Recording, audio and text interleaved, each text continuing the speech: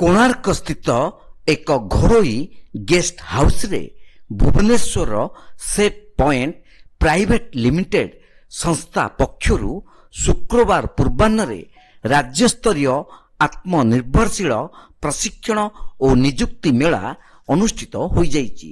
ସଂସ୍ଥାର ନିର୍ଦ୍ଦେଶକ ଅଜୟ କୁମାର ବେହେରାଙ୍କ ପ୍ରତ୍ୟକ୍ଷ ତତ୍ତ୍ୱାବଧାନରେ ଆୟୋଜିତ ଏହି କାର୍ଯ୍ୟକ୍ରମରେ ଓଡ଼ିଶାର 17ଟି ବିଭିନ୍ନ ଜିଲ୍ଲାର ଶତାଧିକ ଶିକ୍ଷିତ ଯୁବପିଢ଼ିମାନେ ଯୋଗ ଦେଇଥିଲେ। ସେମାନଙ୍କୁ ଆତ୍ମନିର୍ଭରଶୀଳ କରିବା ଓ ନିଯୁକ୍ତି ପ୍ରଦାନ କରିବା ଉଦ୍ଦେଶ୍ୟରେ ଏହି ପ୍ରଶିକ୍ଷଣ କାର୍ଯ୍ୟକ୍ରମ ଅନୁଷ୍ଠିତ ହୋଇଥିଲା। 18ରୁ 40 ବର୍ଷର ବିଭିନ୍ନ ବର୍ଗର ଓ 10ମରୁ ଉର୍ଦ୍ଧ୍ୱ ଶିକ୍ଷିତ ବେକାରୀ ଯୁବପିଢ଼ିଙ୍କୁ କିପରି ରୋଜଗାର ପନ୍ଥା ଅବଲମ୍ବନ କରାଯିବ ଓ ସରକାରୀ ବେସରକାରୀ ସଂସ୍ଥାରେ କିଭଳି କାର୍ଯ୍ୟ କରି ଆତ୍ମନିର୍ଭରଶୀଳ ହେବେ ସେ ନେଇ ସଂସ୍ଥା ପକ୍ଷରୁ ବିଭିନ୍ନ କମ୍ପାନୀ ସହିତ ସହବନ୍ଧିତ କରାଯାଇ ନିଯୁକ୍ତି ପ୍ରଦାନ କରାଯାଉଛି।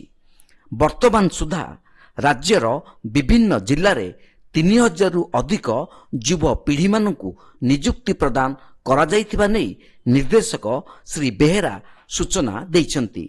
ସେଫ୍ ପଏଣ୍ଟ ରାଜ୍ୟ ମୁଖ୍ୟ ପରିଚାଳକ ରଞ୍ଜନ ମହାନ୍ତି ଯୋଗ ଦେଇଥିବା ଶିକ୍ଷିତ ଆଶାୟୀ ଯୁବପିଢ଼ିମାନଙ୍କୁ ପ୍ରଶିକ୍ଷଣ ପ୍ରଦାନ କରିଥିଲେ। ଅନ୍ୟମାନଙ୍କ ମଧ୍ୟରେ ରଶ୍ମି ରଞ୍ଜନ ସ୍ୱାଇଁ, ବିଜୟ ସେଠୀ, ମୌସୁମୀ ବାରିକ, ଲିପାଞ୍ଜଳି ବଳବନ୍ତରାୟ, ବନିତା ଓଝା, ପୁଷ୍ପାଞ୍ଜଳି ବେହେରା ପ୍ରମୁଖ କର୍ମଚାରୀ କାର୍ଯ୍ୟକ୍ରମ ପରିଚାଳନା କରିଥିଲେ।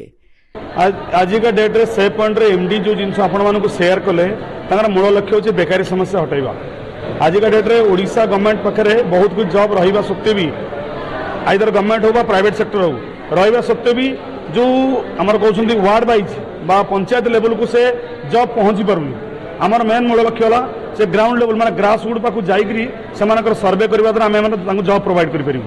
ମାନେ ମୋର ଗୋଟେ ରିଲେଟିଭ୍ ଥିଲେ ଯେଉଁଟାକି ଆମ ପାଖ ସାଇଡ଼୍ର ହିଁ ଗୋଟେ ଟାଉନ୍ର ହେଲା କି ଆଉ ମାନେ ସେ କହିଲେ ଯେ ଆମ ଯେଉଁ ଅଜୟ ସାର୍ ବେହେରା ଅଛନ୍ତି ନା ତ ତାଙ୍କ ସହିତ ସେଇଟା କଣ୍ଟାକ୍ଟ ହେଲା ମାନେ ମୁଁ ବି ଜାଣିବାକୁ ପାଇଲି ଯେ ଏମିତି ଗୋଟେ ସଂସ୍ଥା ଅଛି ଯାହାକି ପିଲାମାନେ ଷ୍ଟଡି କରିକି ତ ଆଜିକାଲି ଡେଟ୍ରେ ସମସ୍ତେ କ୍ୱାଲିଫାଇ କରୁନାହାନ୍ତି ନା ଗଭର୍ଣ୍ଣମେଣ୍ଟ ଜବ୍ଟା।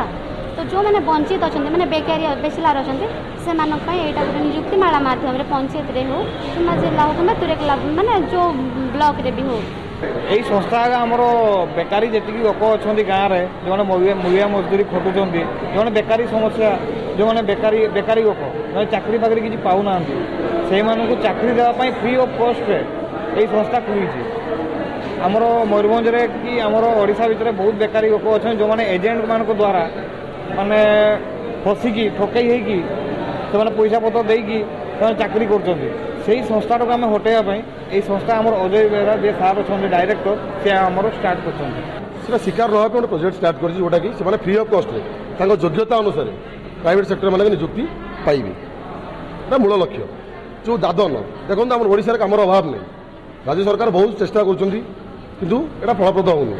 ଆମର ଓଡ଼ିଶାରେ କୌଣସି କାମର ଅଭାବ ନାହିଁ କିନ୍ତୁ ଆମେମାନେ ଆମମାନଙ୍କର ମାନସିକତା ଅଭାବ ଆମେ ବାହାରକୁ ଖଟିବା ପାଇଁ ଯାଉଛୁ, ଦାଦନ ଖଟିବା ପାଇଁ ଯାଉଛୁ। ମାଲକାନଗିରି, ତାମିଲନାଡୁ କି ଗୁଜୁରାଟ କି ସୁରାଟ ଯାଉଛୁ ଖଟିବା ପାଇଁ କିନ୍ତୁ ଆମର ଓଡ଼ିଶାରେ କାମର ଅଭାବ ନାହିଁ।